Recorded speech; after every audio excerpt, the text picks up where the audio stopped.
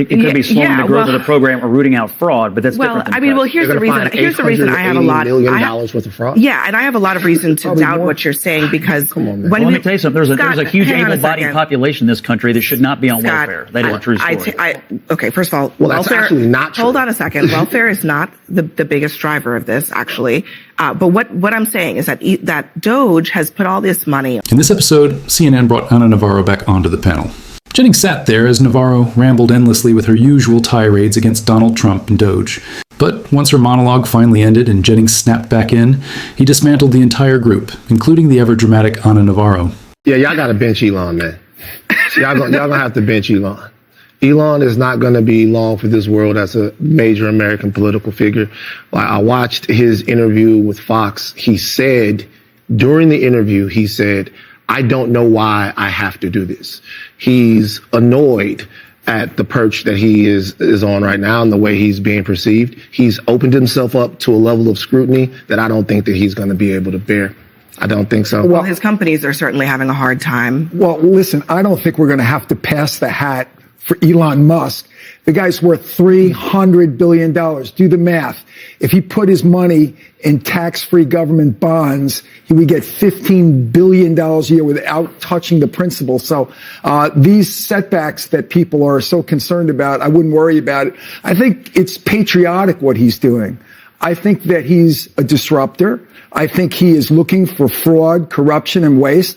And you know what? If we find fraud, corruption, and waste and we end it, then we have more money for hospitals. We have more money for education. We have more money for infrastructure. Is that a bad thing? I'll tell you what is not. Let me tell you what is actually doing that, but there's not a lot of evidence. I'll tell you what is bad and what is not patriotic is calling Mark Kelly a traitor. He called him a traitor today for having gone and visited Ukraine, which many Republicans and Democrats in Congress and in the Senate have done in the last several years. Mark Kelly is a naval aviator. He flew missions in the Gulf War. He has logged over 5,000 hours flying for the Navy. He then went on to be the pilot for the space shuttle. He serves in Congress.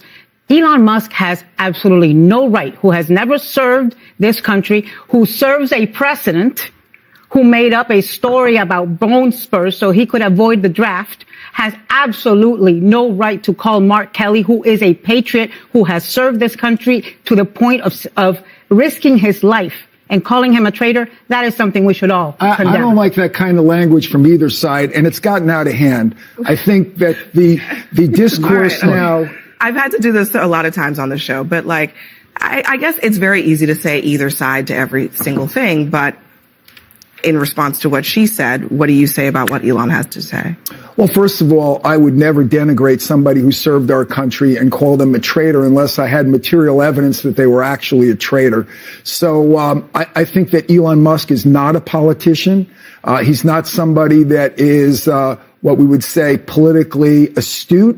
But I think he serves a great purpose in uncovering fraud, corruption, and waste, and I think it's a patriotic act on his part. Look, I spent 5 years in City Hall working on government efficiency projects, and here's my advice for Elon. It's one thing to talk about efficiency, but what people actually care about, as you know, sir, as a local official, they care about efficacy. Look, I've said it before, and I'll say it again. There's no bigger admirer of the U.S. military than me. I'll always respect the men and women who serve. But here's the part the media conveniently leaves out. You can honor someone's military service and still disagree with their decisions, their politics, or the way they carry themselves in public life. Respect for service does not mean blind loyalty to everything that person says or does. That's the whole point here. Elon Musk expresses an opinion. Maybe you agree, maybe you don't. But CNN immediately acts like having a different viewpoint. It's some kind of national emergency. They twist a normal disagreement into a moral scandal because it's Elon, and because it's not the opinion they want Americans to hear. And while they're manufacturing outrage, we get the usual sideshow from Ana Navarro. I mean, come on. The overacting, the dramatics, the forced emotion. It's the same routine every time. CNN calls it commentary. The rest of us call it performance art. And yesterday, that performance absolutely fell flat. If that was her big audition to play the outraged former Republican character, it didn't land. Not even close. I watched it and honestly thought, this is what they're bringing to the table today? This is the best they've got? It wasn't compelling, it wasn't grounded, and it certainly wasn't convincing. Just loud, theatrical frustration with no substance behind it. Meanwhile, the actual conversation, the real issues that matter to Americans. It gets ignored because the panel would rather take turns, reacting to feelings instead of talking about facts. And that right there is why CNN keeps spiraling. They waste time, they bury the lead, and they turn every segment into a distraction instead of a discussion. All right, let's move on. So if you look on the Doge board, it just shows how much they're cutting from the federal government. How about a board that shows how long passport times are taking, that shows how quickly people in the Veterans Affairs are getting their benefits? That's what people actually care about. And if he does that board and shows that he's making progress on that, that's showing that government is actually working for people. I think everyone here can get behind that. Scott? I think on the entitlement issue, which you played, the president is in charge. He has made it perfectly clear he is not touching Social Security, Medicare, and even Medicaid, other than to say if there is fraud in any program, he'd like to root out the fraud. That's period. He's the president. The buck stops with the president. He's been clear about that since he started running in 2015. I mean, Republicans are getting ready to cut a lot from Medicare. Well, you call it cuts. They're calling it could be slowing the growth of the program or rooting out fraud, but that's different than cuts. Well, here's the reason I have a lot $880 million worth of fraud. Yeah, and I have a lot of reason to doubt what you're saying because Come on, man. when let me tell you something. There's a huge able-bodied population in this country that should not be on welfare. That is a true story. Okay, first of all, well, that's welfare, actually not true. Hold on a second. Welfare is not the biggest driver of this, actually.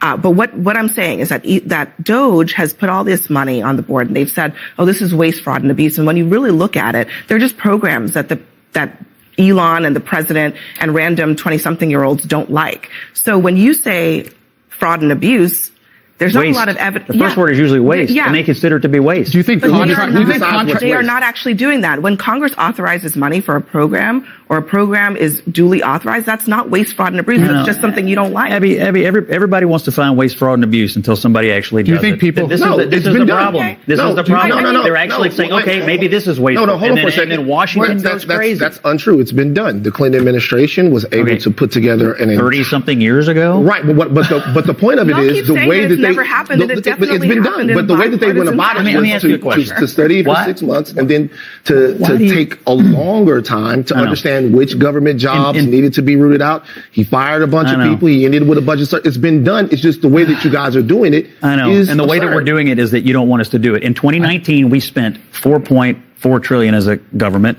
Last year, we spent $6.2 trillion.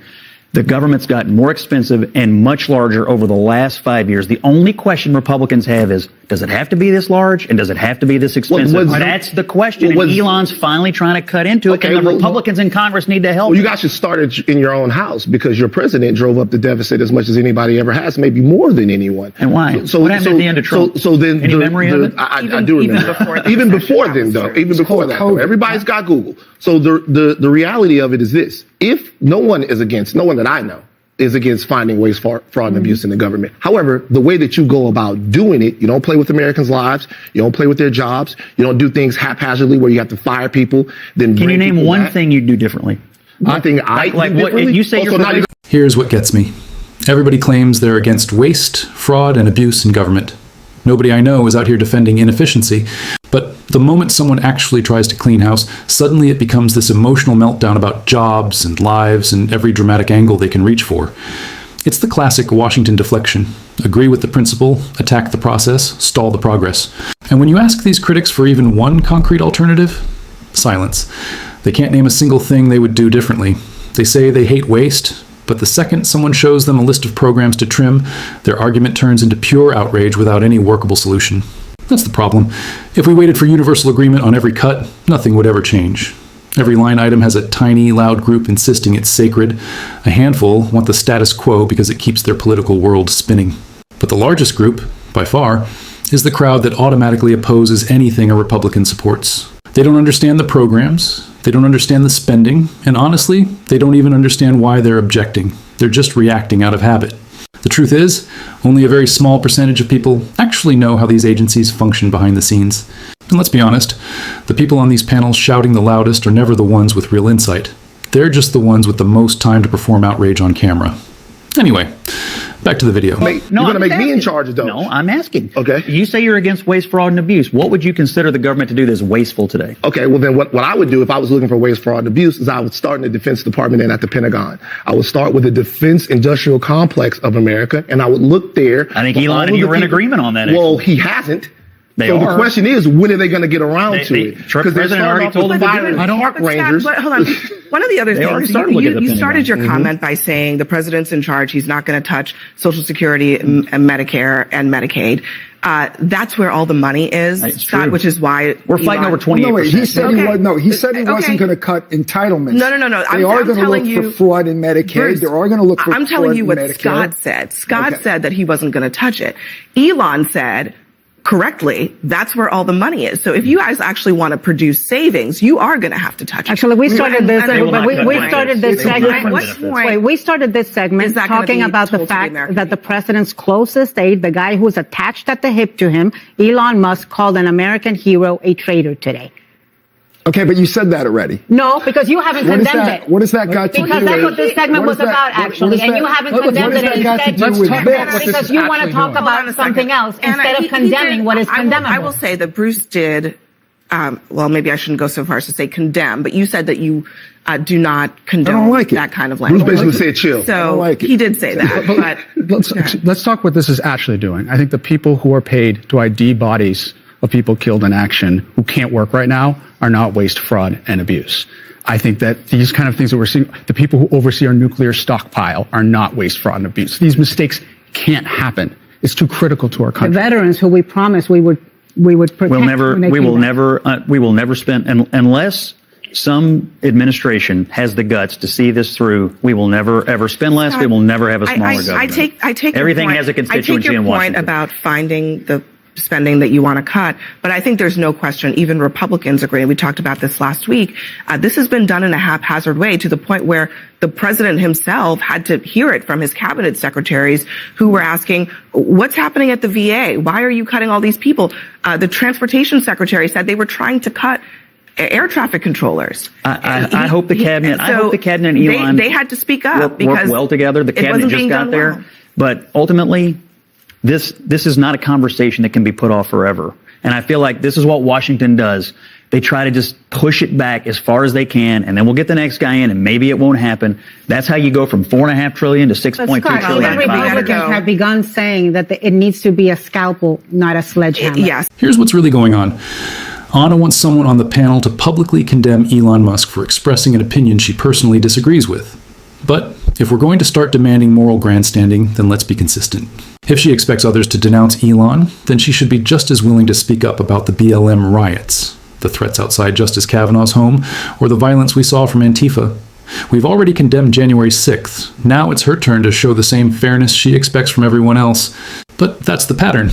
Accountability only runs one direction. When the left has to apply their own standards to their own side, suddenly the conversation shifts. And speaking of shifting conversations, I've noticed something else. Every time cuts or restructuring happen in Washington, suddenly Democrats discover a deep emotional connection to veterans. It's strategic. They're deliberately framing every policy debate through the lens of veterans will suffer, hoping people won't notice the political sleight of hand happening right in front of them. It's a clever tactic. Connect the cuts to a respected group, stir outrage, and hope Americans won't look any deeper. But once you see the trick, it becomes obvious. I could make the same emotional argument about any group. I could say, these changes show they don't care about mothers, because some who lost jobs are mothers. That's how easy it is to manufacture outrage when you stop dealing with facts and start dealing with narratives. The truth is simpler. Unless a future administration has the courage to confront spending honestly and consistently, we'll never reduce the size of government or curb the runaway growth we're seeing. And that's exactly why so many people want to bury this conversation. Kicking the can down the road is easier than fixing the problem. So my message is this. Stay focused. Don't get pulled into the theatrics, the emotional framing, or the selective outrage. That's all noise meant to distract from the real debate about spending, accountability, and the future of the country. And, as always, I appreciate every one of you who takes the time to watch, to think, and to stay engaged. Your support genuinely means a lot.